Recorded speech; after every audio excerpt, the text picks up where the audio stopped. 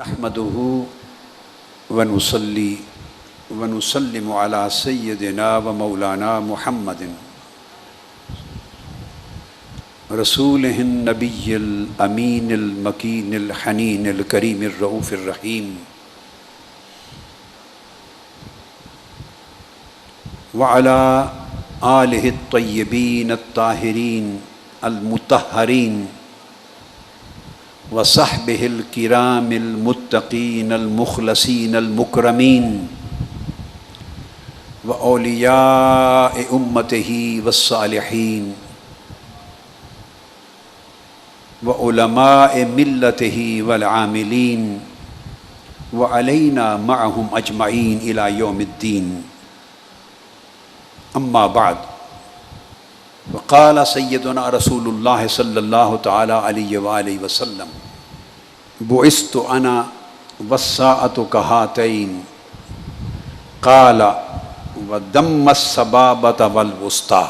روى هذا الحديث أنس بن مالك رضي الله تعالى عنه عن النبي الحبيب المصطفى صلى الله تعالى عليه وآله وسلم، وأخرجه الإمام البخاري والإمام مسلم في صحيحهما. معزز معتکفین و معتکفات، جملہ مشائخ اعظام، علماء کرام، خواتین و حضرات، عزیز طلبہ و طالبات، سامعین و سامعات،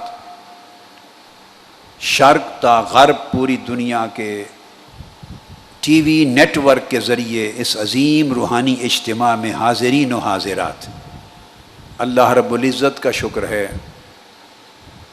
جس کی توفیق نے ہمیں دین کی محبت اور معرفت اور اپنی راہ پر چلنے کی توفیق مرحمت فرمائی.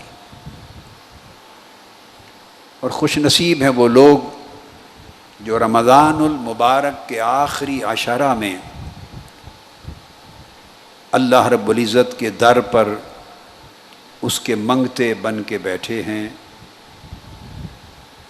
اور پوری دنیا اسلام میں مساجد میں جتنے لوگ اس عشرہ مبارکہ میں اللہ کے حضور معتکف ہیں، یہ سب نعمت اللہ کی توفیق کے بغیر کسی کو نصیب نہیں ہوتی.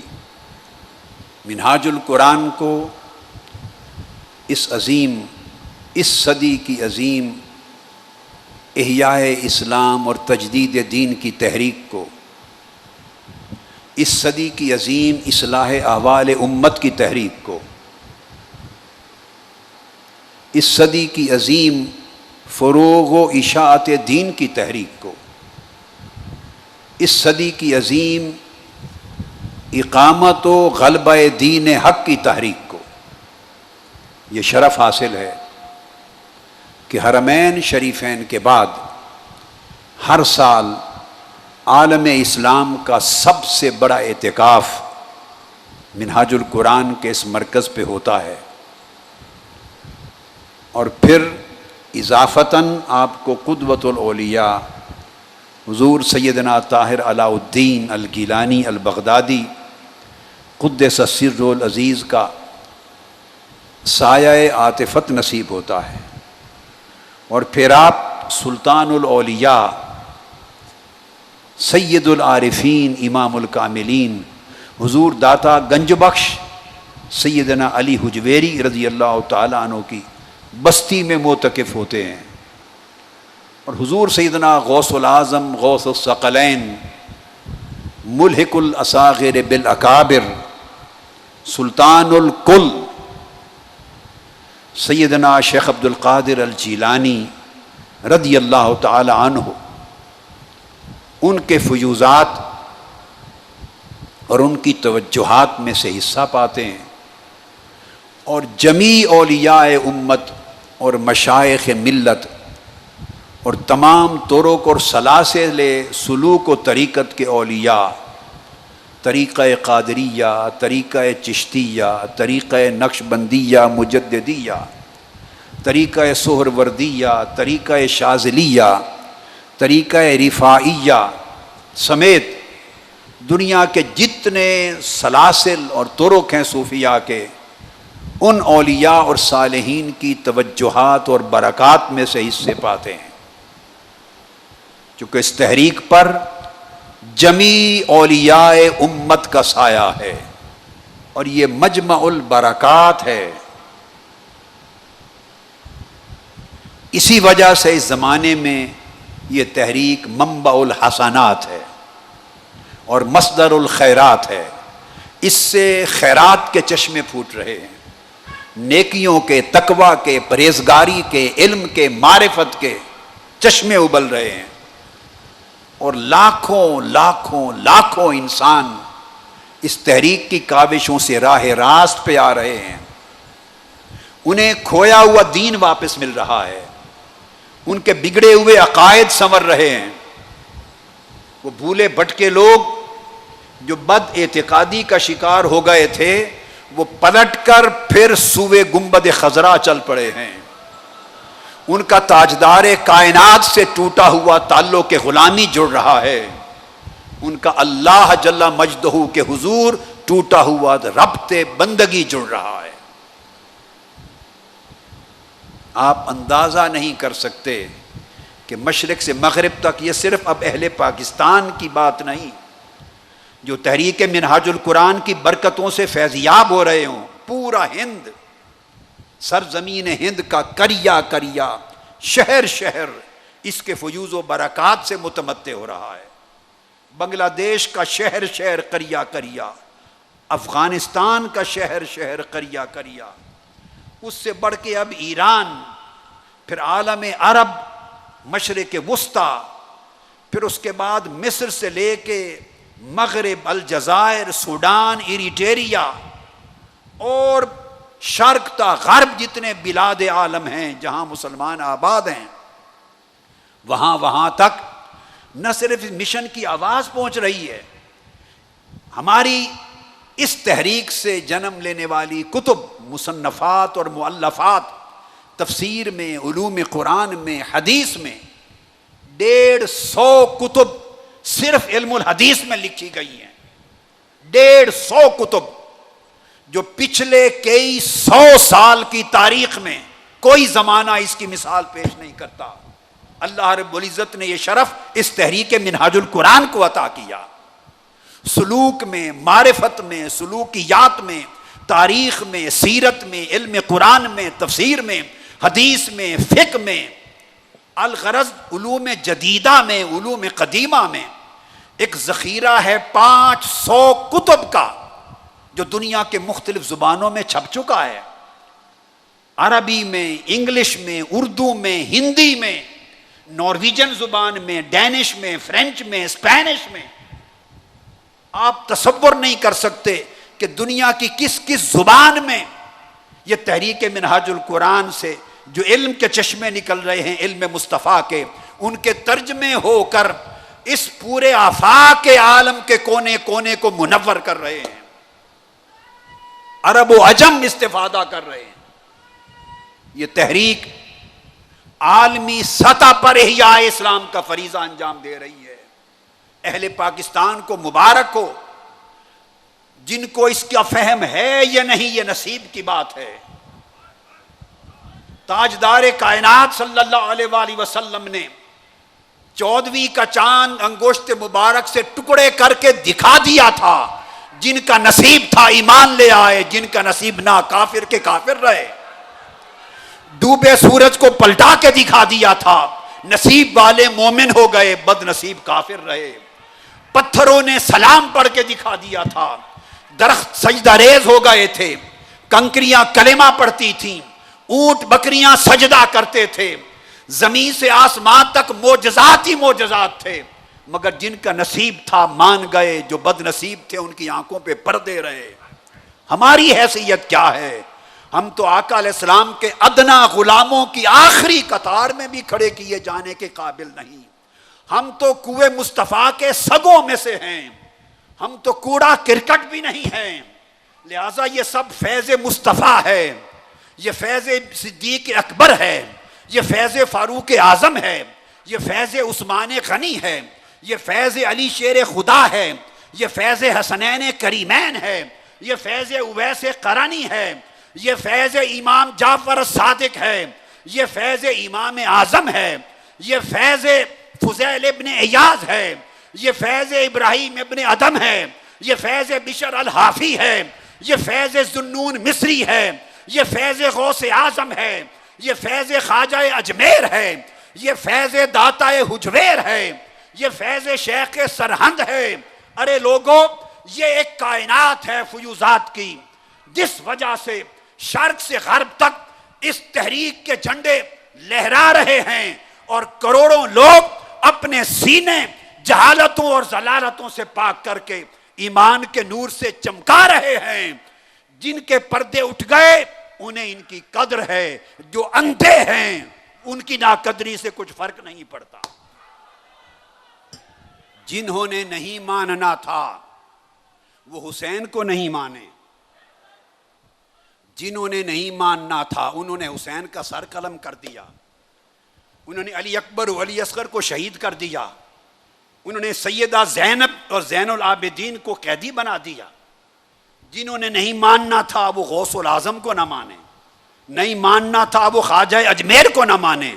ہماری تو حیثیت ہی کچھ نہیں ہے، ہم تو ان کے غلاموں کی آخری صف میں جہاں جوتے رکھے جاتے ہیں اس میں بھی بیٹھنے کے قابل نہیں۔ ہم کیا ہیں؟ تنکوں کی حیثیت بھی نہیں، اس سے بھی ہلکے ہیں۔ لہذا ہر کسی کو ہر کوئی نہیں مانتا۔ اگر ہر کوئی مانتا تو معجزات مصطفیٰ دیکھ کر کوئی ابو جہل نہ رہتا، ابو لہب نہ رہتا، اور تبت یدا ابی لہب نہ نکل اترتی، اور انا شانئک ھو الابتر کا نزول نہ ہوتا۔ اگر ہر کوئی مان لیتا تو پھر کوئی یزید نہ رہتا، کوئی فرعون نہ رہتا، کوئی قارون نہ رہتا۔ یہ نصیب کی بات ہے۔ آج کا دور فتن کا دور ہے، حق اور باطل کی جنگ ہر دور میں رہی۔ حضرت نوح علیہ السلام کے خلاف بھی تھی، حضرت ابراہیم کے خلاف بھی تھی۔ ادھر ابراہیم تھے ادھر نمرود تھا، ادھر موسیٰ تھے ادھر فرعون تھا۔ حق و باطل کی جنگ ہر دور میں رہی۔ اس دور میں فتنوں کا غلبہ ہو گیا۔ خوش نصیب ہیں وہ لوگ جو آج دور فتن میں حق کے چراغ جلا رہے ہیں۔ خوش نصیب ہیں وہ لوگ جو آج فتنوں کے دور میں نور کے چراغ لے کر اندھیروں کے ساتھ لڑ رہے ہیں۔ تحریک منہاج القرآن نے الحمدللہ تعالی دینی دنیاوی ہر اعتبار سے اصلاح کا فریضہ، اس کا بیڑا اٹھایا، فریضہ نبھا رہی ہے، اور انشاءاللہ وہ دن دور نہیں، مصطفی انقلاب کے پروانوں، جب انشاءاللہ غلبہ دین حق کی منزل آپ کو نصیب ہوگی۔ پچھلے سال دسمبر اور جنوری میں ہم نے آذان دی تھی، آذان دی تھی، فقط آذان دی تھی، جماعت ابھی باقی ہے۔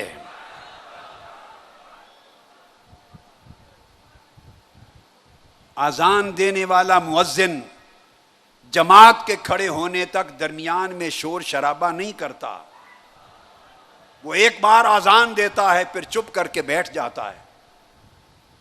جب صفیں بن جاتی ہیں اور 1 کروڑ نمازی تیار ہو جاتے ہیں، 1 کروڑ نمازی جب تیار ہو جائیں گے تو اقامت کہی جائے گی، اور اقامت کے نتیجے میں جب 1 کروڑ نمازی کھڑے ہو جائیں گے تو پھر جماعت قائم ہوگی، اور جس دن جماعت قائم ہوگی اس دن باطل خس و خاشاک اور تنکوں کی طرح بہہ جائے گا، اور دین حق کے غلبے کا جھنڈا لہرائے گا۔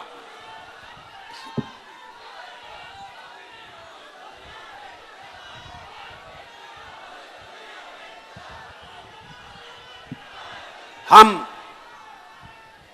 چھوٹی چھوٹی باتوں میں نہیں الجھتے، ہم سنار کی ٹھک ٹھک نہیں کرتے، ہم سنار کی ٹھک ٹھک نہیں کرتے، ہم لوہار کی ایک ہی لگائیں گے۔ پہلے اذان دی، دنیا نے جان لیا کہ یہ تحریک اور اس کے کارکن اٹھ جائیں تو دنیا کو ہلا کے رکھ دیتے ہیں، زلزلہ بپا کر کے رکھ دیتے ہیں۔ اور خدا کا شکر ہے ابھی میں جوان ہوں، میرے عزم اور ولولے میں کمی نہیں ہے۔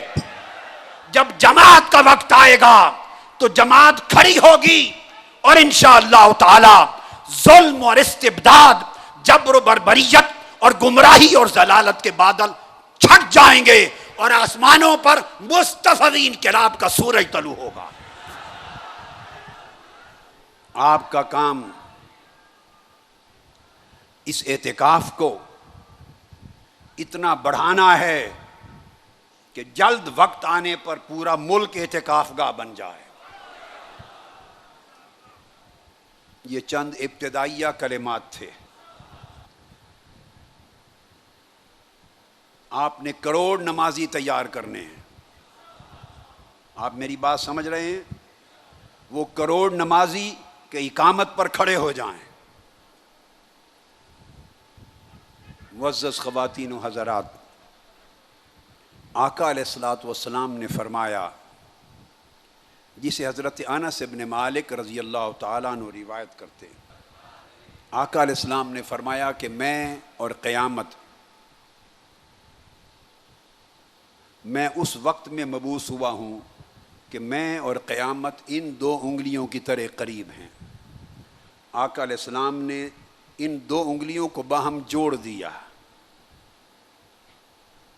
جس کا مطلب یہ ہے کہ آقا علیہ الصلوۃ والسلام کے اسی دور میں قرب قیامت کے آثار نمودار ہونے لگ جائیں گے۔ وہ آثار جنہیں حضور علیہ الصلوۃ والسلام نے فتنہ کہا، فتنوں کا وہ دور شروع ہو چکا۔ آج ہم ان فتنوں کا ذکر کریں گے، اور آپ جائزہ لیں گے کہ آقا علیہ الصلوۃ والسلام کی بصیرت کا کیا عالم۔ جو کچھ آج ہو رہا ہے اس کو آنکھوں کے سامنے رکھیے، اور جو کچھ آقا علیہ الصلوۃ والسلام نے فرمایا ہے، احادیث نبوی کے الفاظ ایک ایک لفظ غور سے سنتے جائیے، اور پھر دیکھیے کہ ہے کوئی ایک چیز جو فرمان مصطفیٰ سے مختلف ہو، اور جس کی آقا علیہ السلام نے پیشگی خبر نہ دے دی ہو۔ آج رات ان فتنوں کا ذکر ہوگا، پھر ان فتنوں سے بچاؤ کیسے ممکن ہے، بچاؤ، اس کا ذکر کل رات سے شروع ہوگا انشاءاللہ تعالی۔ ارشاد فرمایا، حضرت عبداللہ بن عمرو بن العاص رضی اللہ تعالیٰ عنہ روایت کرتے ہیں کہ قیامت سے قبل جو فتنے ظاہر ہوں گے، اور جس دور فتن میں ہم اس وقت موجود ہیں، ارشاد فرمایا کہ ان میں ایک بہت بڑا فتنہ یہ ہوگا کہ ان اللہ لا يقبض العلم انتزاعا ينتزعه من العباد ولكن يقبض العلم بقبض العلماء۔ فرمایا کہ علم اٹھا لیا جائے گا۔ یہ بات میں نے کل بھی کی تھی، آج یہاں سے ابتدا ہو رہی، علم اٹھا لیا جائے گا۔ اور آقا علیہ السلام نے فرمایا کہ علم دنیا سے اس طرح نہیں اٹھایا جائے گا کہ لوگوں کے سینوں میں سے چھین لیا جائے، نکال لیا جائے، نہیں، بلکہ علماء ربانیین، سچے حاملان علم، سچے وارثان علم، یک بادیگرے ایک ایک کر کے دنیا سے اٹھتے چلے جائیں گے۔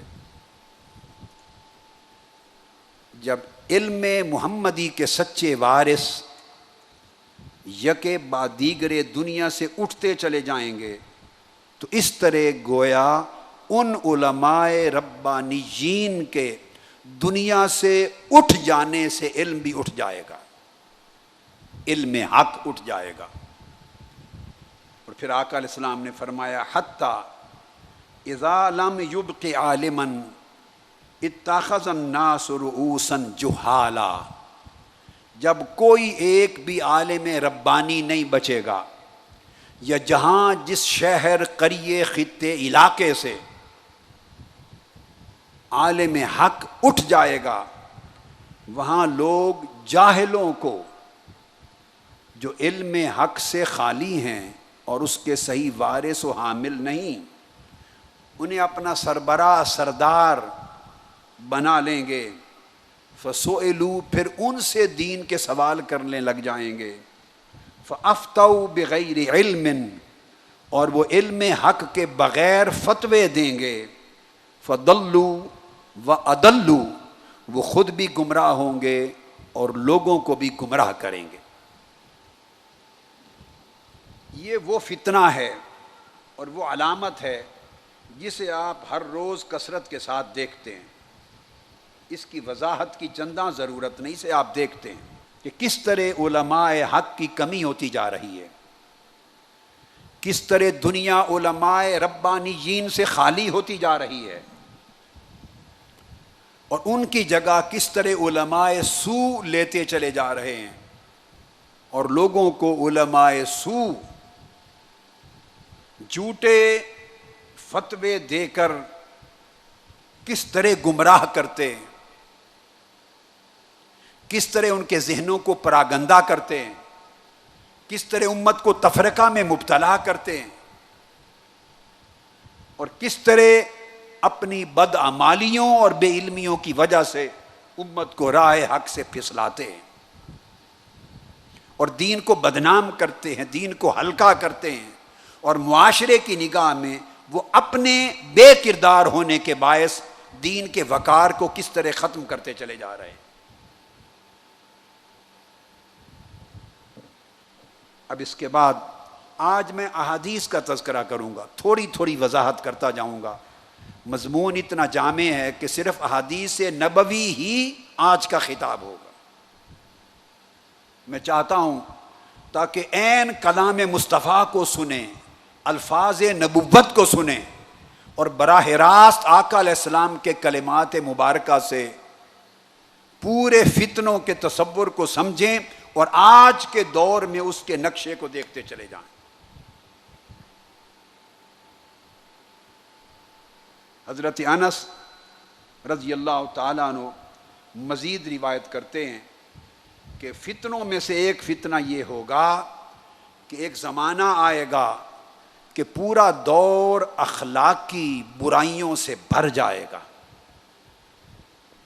فرمایا ان من اشراط الساعہ ان یرفع العلم،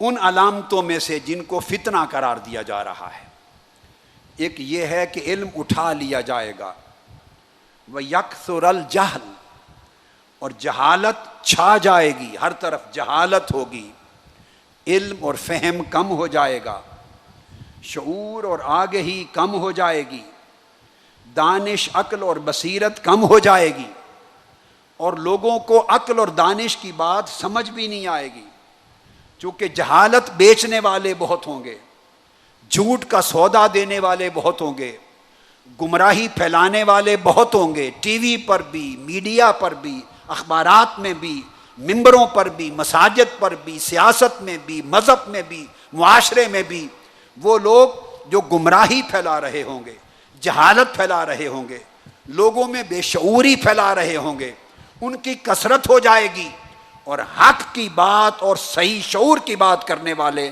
کم ہوں گے، سو ان کی بات اتنی نہیں سنی جائے گی۔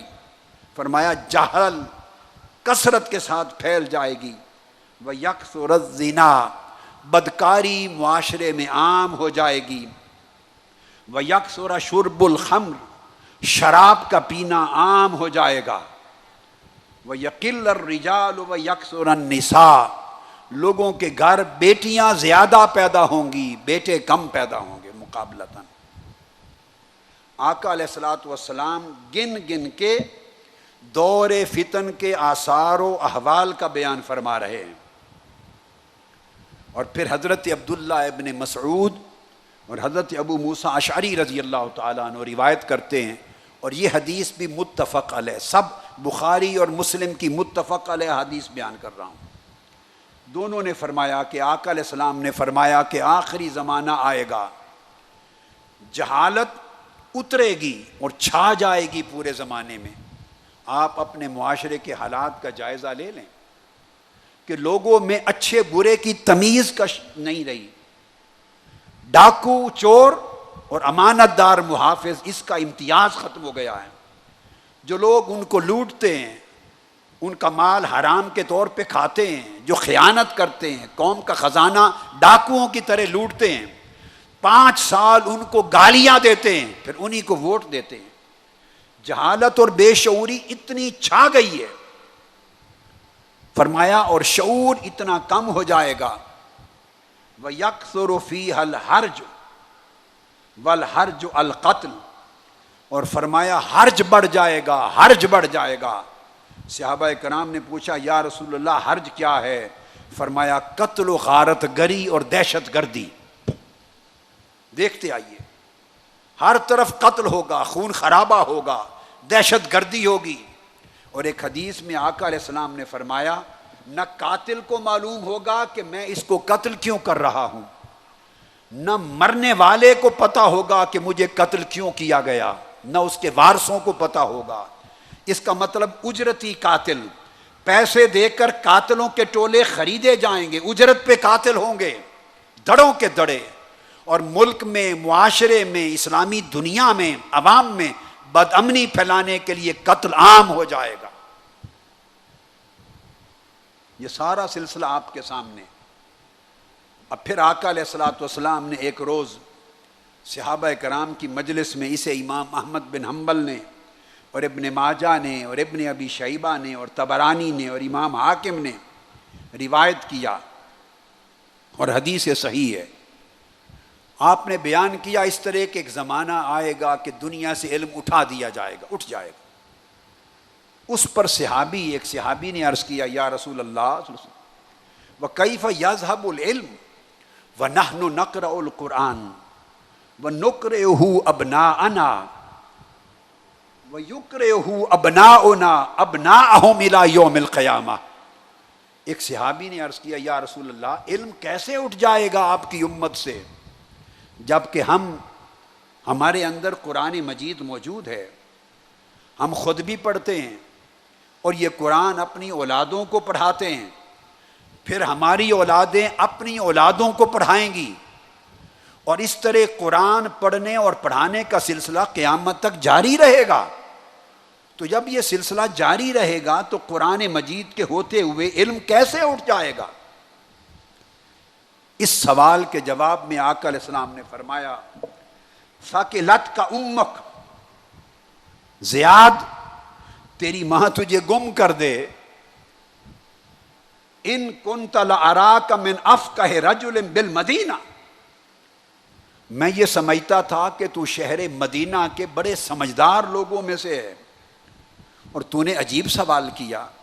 آقا علیہ السلام نے فرمایا اولیس ھذہ الیہود والنصارى یقرؤون التوراۃ والانجیل ولا یعملون بشیء مما فیہا وفیہما، فرمایا کیا بات کرتے ہو، کیا یہ یہود اور یہ نصارہ مسیحی ان میں تورات موجود نہیں؟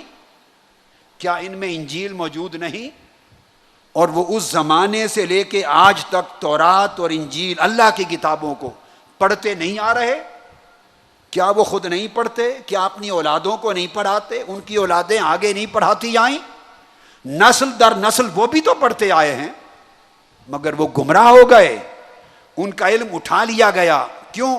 کہ وہ صرف خالی خولی پڑھتے ہیں، مگر جو پیغام تورات اور انجیل نے دیا تھا اس میں کوئی عمل نہیں کرتے۔